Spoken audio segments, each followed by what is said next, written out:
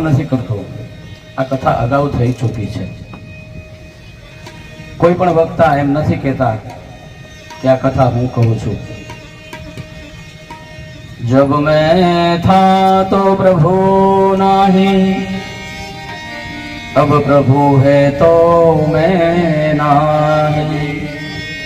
प्रेम गली अति साकड़ी, जामे दूना समाय। प्रेम गली अति साकड़ी है, एमां बे जणा न समाय। जब मैं था तो प्रभु नहीं, और प्रभु है तो अब मैं नहीं। एक साथ बे न रही सके। खोजते खोजते खुद ही को ही गवाया तो प्रभु की प्राप्ति हुई।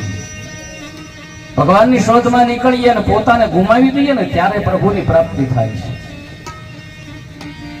પોતાના અસ્તિત્વને ઓગળી નાખવું પડે ત્યારે ઈશ્વરની પ્રાપ્તિ થાય। આપણે તો ભગવાનની પાસે બેઠા હોઈએ, આંખો બંધ કરીને ભૂલમાં અગરબત્તી પાછળ મૂકી હોય, ખબર ન પડે, ઓચિંતાની કોણી અડી જાય તો હોય બાપલિયા થઈ જાય છે। ખાલી એક અગરબત્તી અડે ત્યાં હોય બાપલિયા થઈ જાય, એમાં હરી ક્યાંથી મારીને તમારી પાસે આવે? આગળની કથામાં આપણે સવારે જોયું કે કોંતાએ દુઃખ માંગ્યું છે। જ્યાં દુઃખ છે ને ત્યાં હરી છે, સુખ છે ત્યાં હરી નથી। સુખદેવજી કથા કહે છે, પરીક્ષિત એકવાર બ્રહ્માજી કમલાસ્થ થયા હતા। કમળમાં બેઠા બેઠા બ્રહ્માજી ધ્યાન કરે છે। એ ધ્યાન કરતા જોઈ દેવર્ષિ નારદને આશ્ચર્ય થયું। બ્રહ્માને પ્રણામ કરી અને પૂછ્યું કે હે દેવોના દેવ, આપને પ્રણામ કરું છું। આપ સૃષ્ટિનું સર્જન કરો છો, તેથી આપને જ હું રચયિતા માનું છું, આપને જ હું ઈશ્વર માનું છું। અને વળી તમે હજી પાછું કોનું ધ્યાન કરો છો? આખું જગત તો પરમાત્માનું ધ્યાન કરે, પણ ભગવાન કોનું ધ્યાન કરે? ભગવાન પણ ધ્યાન કરે, કોઈનો અહંકાર ન ચાલે। માણસથી માંડી અને ઉપરવાળા સુધી मानव कहे कि मैं बड़ा तो इस धरती पे क्यों खड़ा। धरती कहे कि मैं बड़ी तो शेष के सिर पे क्यों पड़ी। शेष कहे कि मैं बड़ा तो शंकर के गले में क्यों पड़ा। शंकर कहे कि मैं बड़ा तो कैलाश में जाकर क्यों बसा। कैलाश कहे कि मैं बड़ा तो रावण के डर से क्यों खलबला। रावण कहे मैं बड़ा तो बाली की बगल में क्यों दबा। बाली कहे कि मैं बड़ा तो राम के चरण में क्यों पड़ा। अब राम जी कहे कि मैं बड़ा तो सब भक्तों के हृदय में क्यों पड़ा। भगवान के हूँ पण मोटो नथी, ज्यां ज्यां मारा भक्तो मने पोकारे छे ने एना माटे हूँ त्यां दौड़ी जाऊं छुं, एना माटे हूँ मोटो नथी। तेथी शुकजी कहे छे कि आ भागवत में कीधुं छे एवुं हूँ नथी कहेतो। अहम भक्त पराधीनम, हूँ पण स्वतंत्र नथी। ब्रह्माजी कहे छे कि हूँ पण स्वतंत्र नथी, हूँ मारा भक्तने आधीन छुं। ब्रह्माजीए કહ્યું કે બેટા નારદ, મને સનત કુમારોને સૌને જેને પ્રગટ કર્યા ને એ પ્રભુને હજી તું જાણતો નથી, એટલે તું આવું બોલે છે। હું કાંઈ ભગવાન નથી, હું તો એ નારાયણનો દાસ છું। આ કોણ કહે છે? બ્રહ્માજી કહે છે। જે ભગવાનની દુર્જય માયાના કારણે લોકો મને જગતગુરુ કહે છે, હું એ પ્રભુનું ધ્યાન કરું છું। આપણે બધાએ નારાયણના જ અંશ છીએ। એની આજ્ઞાથી હું સૃષ્ટિનું સર્જન કરું, એ જ પરમાત્મા વિષ્ણુ રૂપે પાલન કરે અને શિવ રૂપે સંહાર કરે। સૃષ્ટિનું સર્જન કઈ રીતે થયું એ સુખદેવજીએ રાજાને સમજાવ્યું। ભગવાન બ્રહ્માને 4 શ્લોકમાં ભાગવત કહ્યું। પ્રથમ શ્લોકમાં પોતાનો પરિચય કરાવે. અહમેવાસમેવાગ્રે નાન્યત યત સદસત્ત પરમ પંચાદહમ યદેતશ્ચ યોગશિષ્યત સૌમ્યહમ. હે બ્રહ્મા, આજે દેખાય છે એ જ્યારે ન હતું ત્યારે હું હતો, અને દેખાય છે તો પણ હું છું, અને આ બધું નહીં હોય ને તો પણ હું રહીશ. શેષ રહે એ ભગવાન કે હું. શેષ મટે નહીં. 25 ને ભાગ્યા 4 કરો, એક વધે, એને શું કહેવાય? શેષ વધી કહેવાય. શેષ એ ભગાય ન ભાગી શકાય. એકને ભાગો તોય શેષ વધે. કાળ બધાનો નાશ કરી શકે છે, પણ જે શેષ રહે એનો નાશ નથી કરી શકતો, જેને કાળ પણ મિટાવી નથી શકતો.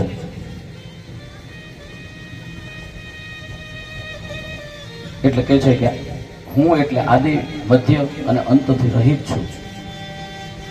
પરમાત્માને ભૂત, ભવિષ્ય, વર્તમાન એવો કોઈ કાળ હોતો નથી, તેથી કાળથી અબાધિત છે. કાળ એને લાગુ પડે છે. અનિત્ય હોય, આ ભગવાન તો કાલાતીત છે, કાલાબાધિત છે. ભગવાને બ્રહ્માજીને આ 4 શ્લોકથી ભાગવતનું જ્ઞાન આપ્યું. બ્રહ્માજીએ સૃષ્ટિનું સર્જન કર્યું, જીવોથી જીવો સર્જાયા, દિવ્ય સૃષ્ટિ થઈ. પરમાત્મા પણ અનેક અવતારો લઈને આવતા રહ્યા છે. આ બધી પ્રભુની લીલા છે. એકલા હતા એટલે કંટાળો આવતો હતો, અને એટલે લીલાધરે આ નાટક રચ્યું. પોતે સ્રષ્ટા છે, આખું જગત છે એ ભગવાનનું નાટક છે. વિશાળ રંગમંચ છે, આપણે સૌ એના પાત્રો છીએ. સૂત્રધાર એ છે, પ્રોડ્યુસર એ છે, ડાયરેક્ટર એ છે, અને વળી મજાની વાત તો એ છે કે આ બધું થયા પછી આ ડિસ્ટ્રોયર પણ એ છે. સર્જન કરવા વાળો એ છે, પાલન પોષણ કરવા વાળો એ છે, અને એને નો મજા આવે તો બધું સંકેલી લઈ પછી માયા હંકેલી લે, એ જ છે.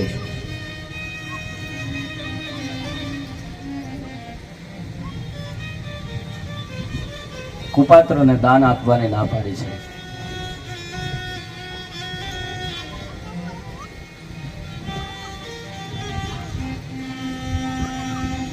ભલે ગમે તેટલો શ્રીમંત કેમ ન હોય, પણ ધનનો ઢગલો કરે, પૈસા દેખાડે એટલે એને કથા કહેવા માંડવી.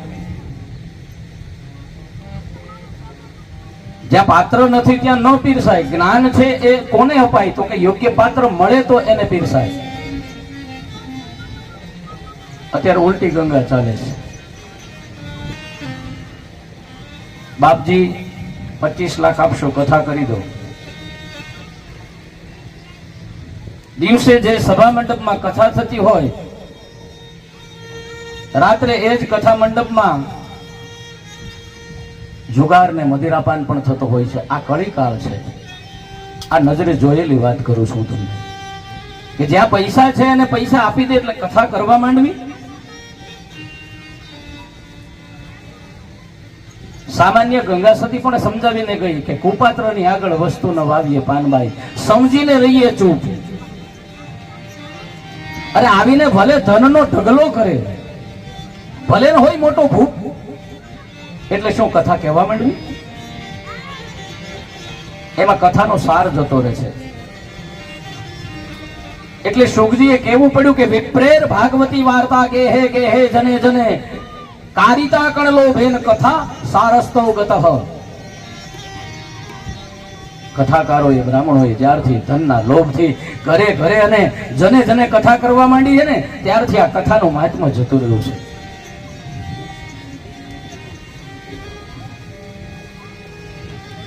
એટલા માટે કીધું છે કે દાન આપવું ને તો કોઈને બેસાડીને ત્યાં જમાડી દો. એને ભૂખ્યો છે ભાઈ, ચાલો હોટલમાં લઈ જાઓ, જમી લો.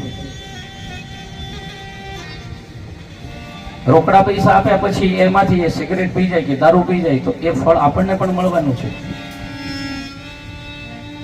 એટલે કીધું કે દાન આપવું તો પાત્ર જોઈને દાન આપવું. દાન કોને આપો છો, એમાંથી શું કરે છે એનો વિચાર કરવો. પંચતત્વથી પ્રભુની પૂજા થાય, સ્તુતિ કરવી, કથા કરવી, કથા સાંભળવી, એ આકાશ તત્વની પૂજા થઈ. કારણ કે આકાશનો ગુણ છે શબ્દ. ભગવાનને ચામર ઢોળીએ, ઘરમાં લાલજી હોય, ઠાકોરજી હોય, તો એને સમયે સમયે ચામર કહેતા પવન નાખવો પડે, એને જમાડવા પડે, એને સોવડાવવા પડે, એને દંત ધાવન કહેતા સવારમાં ઉઠીને બ્રશ કરાવવું પડે. જે વૈષ્ણવો છે અને ઠાકોરજી પુષ્ટાવેલા હોય ને, આ બધી જ વસ્તુ એ લોકો કરતા હોય. જેમ નાનું બાળક સાચવે ને એમ એને સાચવતા હોય. ભગવાનને વાયરો નાખીએ એટલે વાયુની પૂજા થઈ.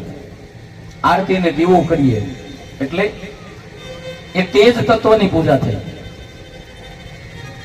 રૂપ એ તેજનો ગુણ છે, રસ જળનો ગુણ છે. ઠાકોરજીને સ્નાન કરાવીએ એટલે જળ તત્વની પૂજા થઈ. પછી ભગવાનને સરસ મજાના સુગંધિત ફૂલો લઈ આવીને ચડાવીએ એટલે પૃથ્વીમાંથી ફૂલ થાય એટલે પૃથ્વીની પૂજા થઈ. આ પંચ તત્વનું જે ખોળિયું બનેલું છે એ જ પંચ તત્વ દ્વારા આપણે ભગવાનની પૂજા કરવાની છે. ભગવાન કહે તું સર્વસ્વ મને અર્પણ કર, પણ તું શું આપે છે એ મહત્વનું નથી, તું કેવા ભાવથી આપે છે ને એ મહત્વનું છે. તમે ભલે માત્ર તમારી શક્તિ હોય એ પ્રમાણે થોડું ઘણું આપતા હો, પણ તમારો ભાવ કેવો છે આપતી સમયે એ મહત્વનું છે. પરમાત્મા એના દર્શન કરવા જઈએ ને ત્યારે કાયા નથી જોતા કે કેવો શણગાર કરીને આવ્યા છે, મેકઅપ કર્યો છે, વાળ કાળા છે કે ધોળા, એ નથી જોતા. કાળજું કેવું છે એ ભગવાન જોવે છે.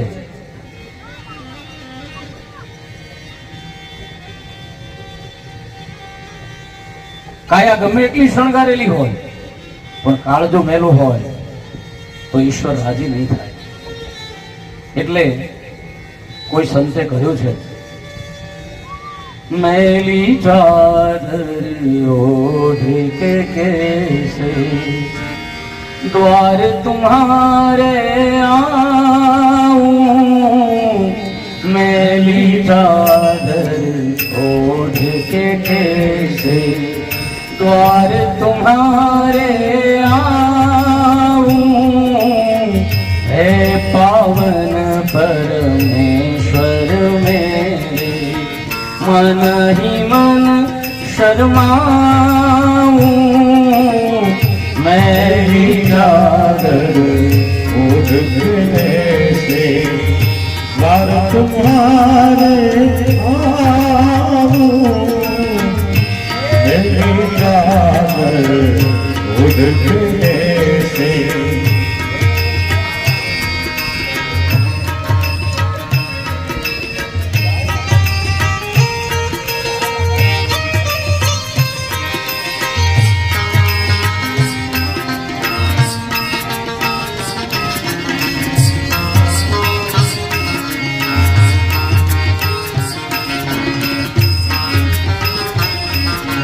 तुमने मुझको जग में भेजा, निर्मल देकर काया. तुमने मुझको जग में भेजा, निर्मल देकर काया. आकर के संसार में मैंने इसको दाग लगाया. मेरी चादर कैसे द्वार तुम्हारे आकर के संसार में मैंने इसको दाग लगाया. आकर के संसार में मैंने इसको दाग लगाया.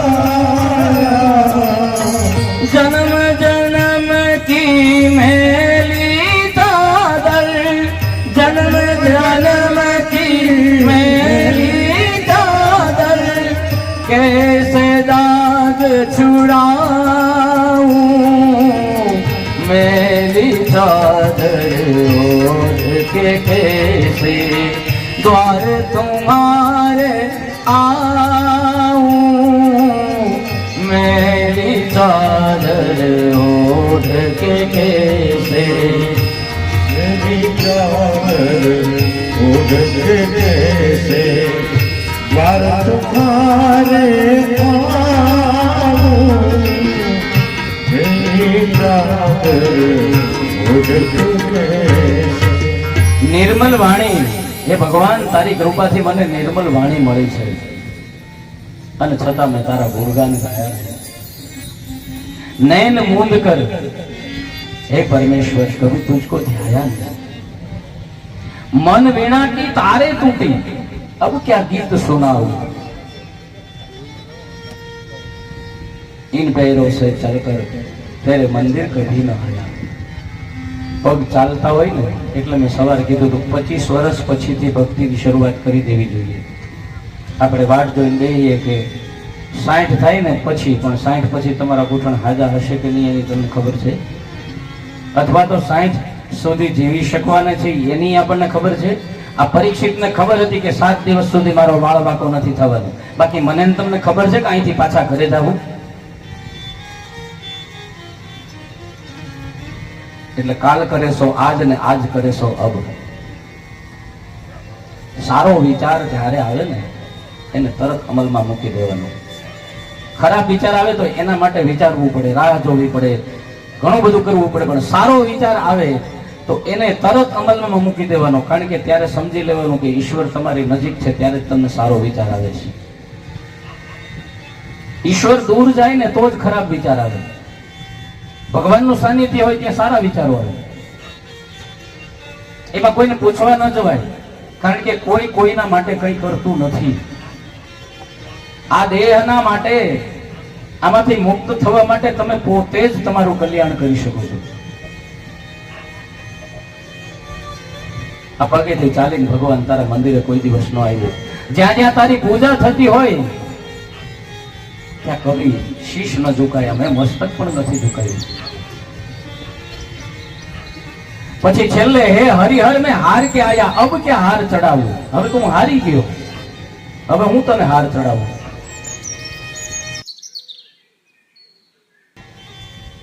આ જીવને સાધના કરતા કરતા બૈરું બોલાવે સંપત્તિ ખેંચે સત્તા ખેંચે કીર્તિ બોલાવે એટલે આ જીવ છે એ સાધના છોડી અને જતો રહે ભગવાન થોડી વાર માટે રાહ જોવે હજી આવ્યો નહીં એટલે ભગવાનને ચિંતા થાય ક્યાં ગયો પોતે બહાર નીકળીને જુએ તો પેલો તો જન્મ મરણના ફેરામાં અટવાઈ ગયેલો હોય ભટકતો હોય ઓહો ભગવાન કે મને ભૂલી ગયો આ લીલાધરની રમત છે દાવ આપણા ઉપર છે એને પ્રાપ્ત કરવા માટે નિષ્ઠાથી સાધના કરવી પડે છે અડધેથી અધૂરી છોડી અને આપણે છોકરા રમતા હોય નથી કેતા ટાઈમ પ્લીઝ એમ આપણે ભગવાનને ટાઈમ પ્લીઝ કઈ નીકળી જઈએ પછી એની પાસે ટાઈમ નથી હોતો કારણ કે એને એકનું થોડું ધ્યાન રાખવાનું છે એને તો કેટલા છે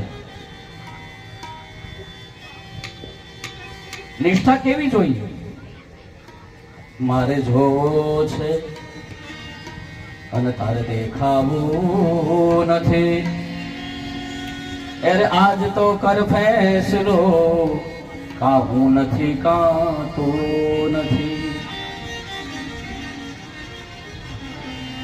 ભગવાનને મેળવવા માટે એને સર્વસ્વ અર્પણ કરી દેવું પડે ભગવાન આજ તો હું નથી ને કા તું નથી અને પછી જો ન આવે તો કહેજો 4 શ્લોકી ભાગવતને ભગવાને બ્રહ્માને સંભળાવ્યું બ્રહ્માએ નારદને આપ્યું નારદે વ્યાસને આપ્યું વ્યાસજીએ આ જ સૂત્રોને સમજાવવા 18,000 શ્લોકમાં વિસ્તાર કર્યો 12 શ્લોક વાળી સંહિતા રચી આમ તો પુરાણ છે એ 5 છે અને પુરાણના 5 લક્ષણ ભાગવત તો મહાપુરાણ એટલે એના 10 લક્ષણ છે અત્ર સર્ગો વિસર્ગશ્ચ સ્થાનમ પુષણોતય મન્વંતરેશાનુ કથા નિરોધો મુક્તિરયાશય. સર્ગ વિસર્ગ સ્થાન પોષણ ઉતિ મન્વંતર ઈશાનું કથા નિરોધ મુક્તિ અને આશ્રય આ ભાગવતના 10 લક્ષણો છે. અહીંયા શ્રીમદ ભાગવત મહાપુરાણનો બીજો સ્કંદ પરિપૂર્ણ થાય. ભગવાનના શરણમાં બીજો સ્કંદ અર્પણ કરીએ. ત્રીજો સ્કંદ સતામ રસગામમ વીર્ય સંવેદો ભવંતિ હત્કર્ણ રસાયના કથા તદોષણાદશ્વ પવર્ગવર્તમન્નિ શ્રદ્ધા રતિર ભક્તિર નો ક્રમીશતે. આ ત્રીજો સ્કંદ એટલે સર્ગ લીલા, સર્ગ એટલે સર્જન. ત્રીજો અને ચોથો સ્કંદ છે એ વિદુર અને મૈત્રેયજીના સંવાદનો છે. શુકજી મહારાજ કથા સંભળાવતા નિવેદન કરે, હસ્તિનાપુરના મહામંત્રી વિદુર પોતાના સમૃદ્ધિ સમાન ઘરને છોડી અને તીર્થયાત્રા કરવા નીકળ્યા. આ તીર્થયાત્રા કરતા કરતા ગંગા કિનારે મૈત્રેય ઋષિના આશ્રમમાં પધાર્યા. મૈત્રેય ઋષિએ એમને શ્રીમદ ભાગવત કથા સંભળાવી. એ દિવ્ય સંવાદ હવે હું તમને કહું છું. રાજા પરીક્ષિત પ્રશ્ન કરે એ પહેલા એ કહો કે વિદુરજીએ એનું ઘર છોડ્યું એ સમૃદ્ધિવાન કેવી રીતે? એવું તો એ ઘરની સાથે શું જોડાયેલું હતું કે તમે એમ કીધું કે વિદુરે પોતાનું એવું સમૃદ્ધિવાન ઘર છોડી અને તીર્થયાત્રાએ નીકળ્યા? અને એને તીર્થયાત્રાએ શા માટે નીકળી જવું પડ્યું? શુકજી કથા સંભળાવે છે. યદા તુ રાજા સ્વસુતાં સાધુના પુષ્ણન્ન ધર્મેણ વિનષ્ટ દ્રષ્ટે ભાતોર્યવિષ્ટસ્ય સુતાન વિબંધના પ્રવેશ્યાલાક્ષા ભવેન દદાહ. ધૃતમ રાષ્ટ્રમ યેન ચ ધૃતરાષ્ટ્ર. આ ધૃતરાષ્ટ્ર, ધૃતરાષ્ટ્ર એટલે જે રાષ્ટ્ર એટલે કે જે સત્તા પકડીને બેઠો છે, જે અધિકાર પાંડુ પુત્રનો હતો. અને આ ધૃતરાષ્ટ્ર અંધ છે.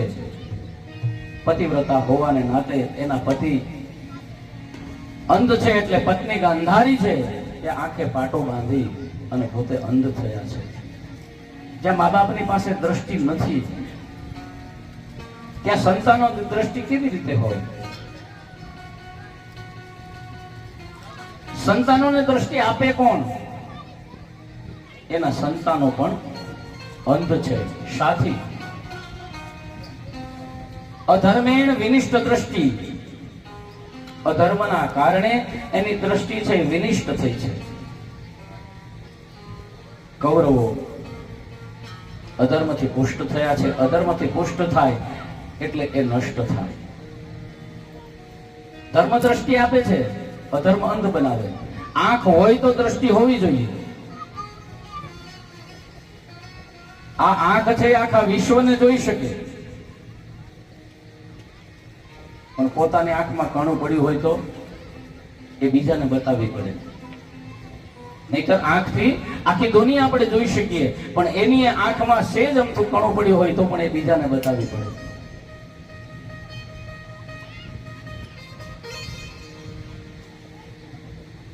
આપણા બધાની આંખમાં વિકારના કેટલા કણા ખટકે છે, કેટલા દોષો અને દુર્ગુણોના કણા ખટકે છે, એ આપણને દેખાતા નથી. એ તો બીજાને દેખાય. આપણી ભૂલ કોઈ દિવસ આપણને સમજાતી નથી. એ સામેવાળાને જ ખબર હોય કે આપણે કેટલી ભૂલો કરીએ છીએ.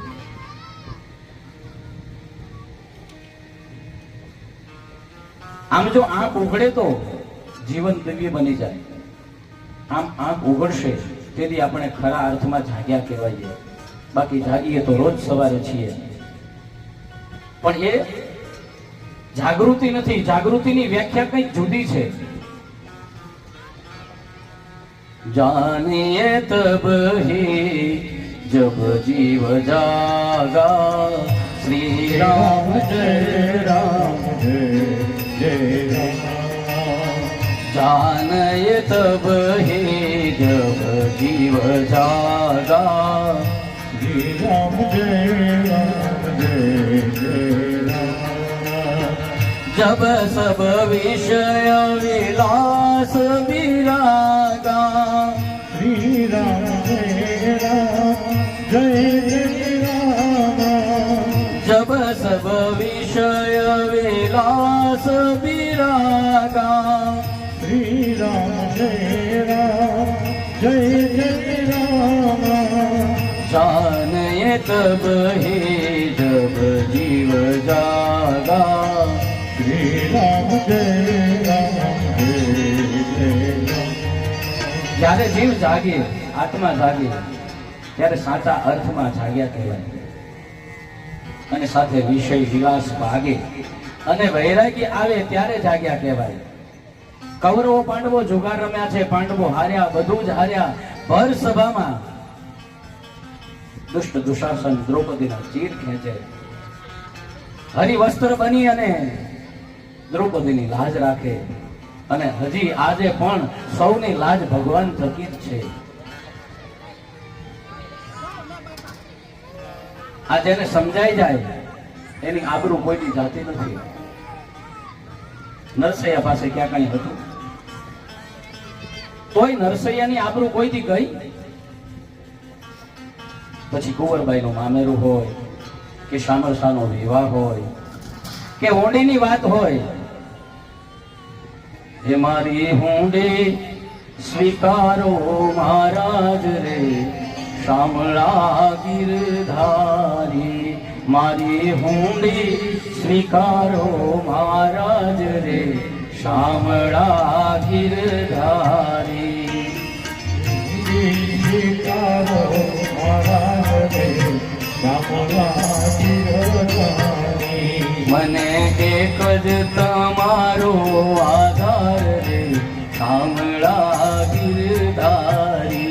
મને એક જ તમારો આધાર રે, શામળા ગિરધારી. મારી હુંડે શામળિયાને હાથ રે, શામળા ગિરધારી. મારે ઊંડી શામળિયાની હાથ રે, શામળા ગિરધારી. તીર્થવાસી સૌ ચાલ્યા અને આવ્યા નગરની માં. તીર્થવાસી સૌ ચાલ્યા અને આવ્યા નગરની માં. રાતે શેરમાં એવું કોણ છે એ જેનું સાંભળતા શેઠ એવું નામ રે, શામળા ગિરધારી. મારી હુંડે સ્વીકારો મહારાજ રે, શામળા ગિરધારી. મને એક જ તમારો આધાર રે, શામળા ગિરધારી. ઊંડી સ્વીકારો મહારાજ રે, શામળા ગિરધારી. મને એક જ તમારો આધાર રે, શામળા ગિરધારી. એક જ તમારો આધાર રે, શામળા ગિરધારી. હે શામળા ગિરધારી. શામળા ગિરધારી. નથી બ્રાહ્મણ નથી વાણિયો અને નથી કોઈ ધર્મ કે ભાર. નથી બ્રાહ્મણ નથી વાણિયો અને નથી કોઈ ચારણ કે ભાર. આ લોક કરે છે ઠેકડી, એ નથી શામળશા શેઠ જેવું નામ રે, શામળા ગિરધારી. શામળશા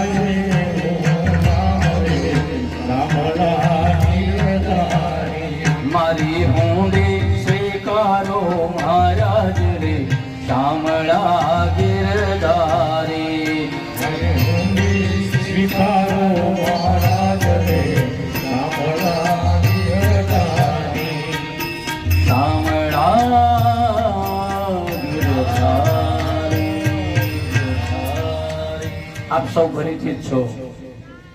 ભજન કીર્તન સંતો આપણે સાંભળતા જ હોઈએ છીએ. હોંડી ઘણી વખત ગાઈ હોય એટલે બે કડી લઈએ તો ઘણો છે, કારણ કે કથા કરવાની છે. જેને પ્રભુની ઉપર ભરોસો રાખીને બધું છોડી દીધું એની લાજ કોઈથી ગઈ નથી.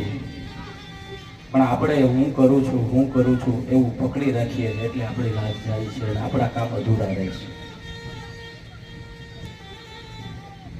પ્રભુની આબરૂની સાથે આપણી આબરૂ ભેળવી દઈએ પછી જો આપણી આબરૂ જાય તો કેવું? પણ ભરોસો જ ક્યાં છે? દોડ્યા જ કરે, થાકી જાય પછી કે હવે ભગવાન કરે સાચું. તો પહેલેથી જ ભગવાનને દઈ દીધું તો એટલો થાક તો ન લાગે?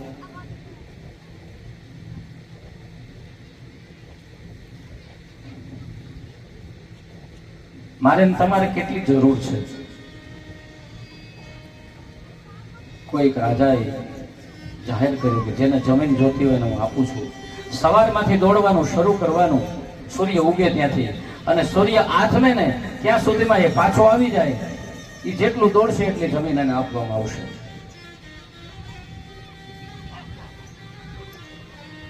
લાલચુ માણસ ઘણા હોય ને, એમાંથી એક ભાઈ ગયા, હા મારે જોઈએ છે. સૂર્ય ઉગ્યો, દોડવાનું શરૂ કર્યું. આખો દિવસ દોડ્યો. સૂર્ય આથમવાની તૈયારી થવા આવી એટલે કે ચાલો હવે પાછો વળું. પાછો દોડતો જ્યાં આવ્યો, રાજાની પાસે પહોંચ્યો ને ત્યાં પ્રાણ પંખેરું ઉડી ગયું. કેટલી જમીન જોઈશ? તો કે 5.5-6 ફૂટ. ઈ પડ્યો તો એટલી. એમ આખી જિંદગી હું તમે દોડ્યા જ કરીએ છીએ. જોઈએ છે કેટલું? જન્મે ત્યારે વધીને 2-2.5 કિલો 3 કિલો હોય, અને સ્મશાનમાં જઈને અંતિમ સંસ્કાર કર્યા પછી એની રાખ છે એનું વજન કરજો, એ પણ 2-2.5-3 કિલો થાય, વધીને 4 કિલો થાય.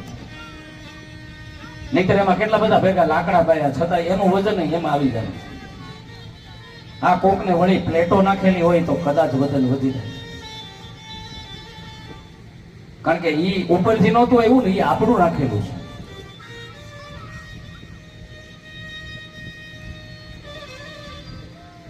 એટલે જે કરવાનું છે એમાં આપણને આળસ થાય છે, નથી કરવાનું એ આપણે આનંદથી કરીએ છીએ.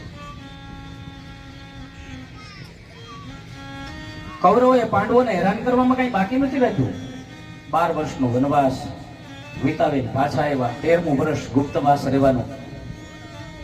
વિરાટ રાજાના નગરમાં યુધિષ્ઠિર મંત્રી બન્યા. માણસને ગરજ શું નથી કરાવતી? સાપ છે ને, એ તમે જોવો તો આડાવડો હાલતો હોય, પણ જો એ દરમાં જાય તો, એ ભોણમાં જાય તો સીધો થઈ જાય. ત્યાં પછી આડાવડો નહીં ચાલે.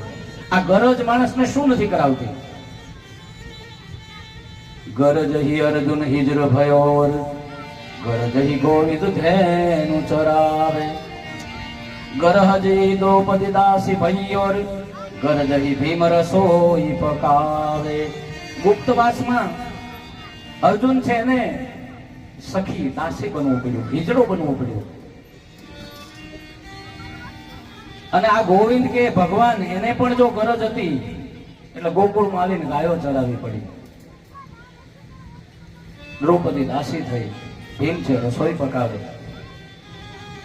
ગરજ અહીં ભરી સદ લોગન में, અરુ ગરજ બિના કોઈ આવે ન જાવે. કહે કવિ ગંગ કહે સુન શાહ અકબર, ગરજ અહીં બેબી ગુલામ રીજાવે. ઘરે જો સારું ખાવાનું જોતું હોય ને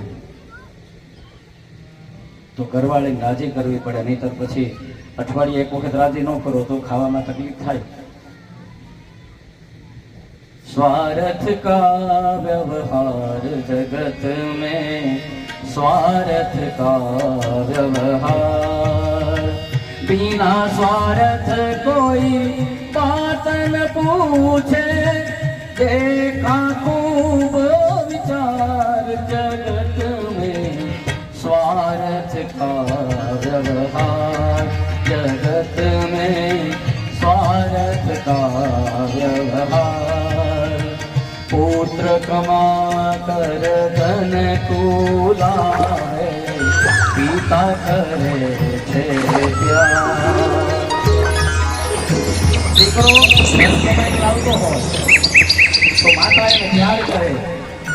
પુત્ર કમાત ધન તુલારે, માતા કરે પ્યાર. પિતા કહે યહ પુત્ર પનોતા, અકલ મંદ હોશિયાર, જગત में स्वार्थ का व्यवहार. પિતા કે અકલમંદ છે, હોશિયાર છે મારો દીકરો. નારી સુંદર વસ્ત્ર આભૂષણ નાગત બારમ બાર, જો લાકડ ઘર में नहीं देवे મુકડા બેટ ઉદાર. સુંદર મજાની સાડી લઈ આવો ને એટલે તરત એમ કે તમને શેનું શાક ભાવે છે, આજ શેનું શાક બનાવું, પૂરણપોળી બનાવું. પણ મહિનામાં જો એ કોઈ ખરીદી કરી ન દીધી હોય તો પૂછે ખરા શેનું શાક બનાવું. આપણે કઈ ભીંડાનું તો કઈ બાને નથી ભાવતું, તો કોબીનું કહે ને તો એ બાપુજીને નથી ભાવતું. એને જે બનાવવું હોય ને હરવાળે ત્યાં લઈ જાય.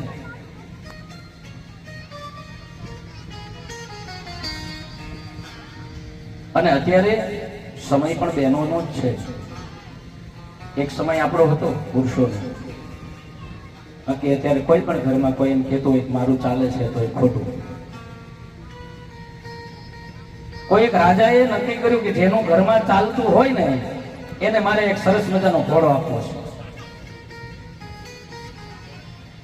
આખા ગામમાંથી કોઈ ન ગયું, પણ એક ભાઈ છે ને મારી જે હોય છે એ કે મારું હાલે છે એમ, તો કે હા. રાજાએ તપાસ કરી તો એને લાગ્યું કે ના ના હા ચાલે છે ભાઈ, જાઓ લઈ જાઓ, સરસ મજાનો આ ઘોડો તમને આપવામાં આવે છે. ભાઈ ઘરે ઘોડો લઈ ગયા તો ઘરવાળા કે આ તમારું ચાલે છે, મેં વાત સાંભળી તમને રાજાએ ઘોડો આપ્યો, પણ આ કાળો આપ્યો એના કરતા ધોળો આપ્યો તો જાઓ રાજાને કહો ને કે ધોળો આપો ને, આ કાળો શું કામ આપ્યો. ધોળો આવ્યો રાજા પણ કે મને આ કાળો નથી ગમતો, ધોળો આપો ને. પણ એ કે કોને કીધું તો મારે ઘરવાળીએ, મોજ ઘોડો હાલે સફરજન, તારું ક્યાં આવે.